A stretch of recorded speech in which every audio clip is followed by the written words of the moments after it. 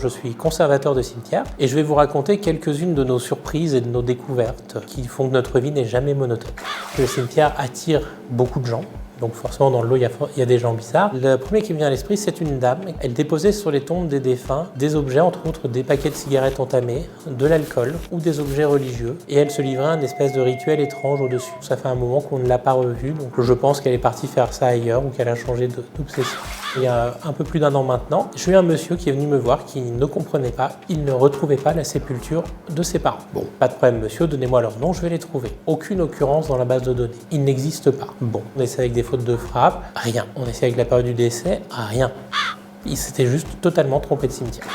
Lors de travaux de réfection d'anciennes toilettes du cimetière, nos ouvriers ont eu la surprise de voir une musette de munitions tomber à leurs pieds. On parle de munitions liées probablement à la guerre de 39-45, donc un mouvement de résistance qui aurait caché des munitions dans un des bâtiments du cimetière. À ma connaissance, il n'y avait pas de mouvement de résistance lié au personnel du cimetière, sauf que vu là où on a retrouvé les munitions, il y a certainement des complicités dans le personnel de l'époque. En tout cas, on l'espère.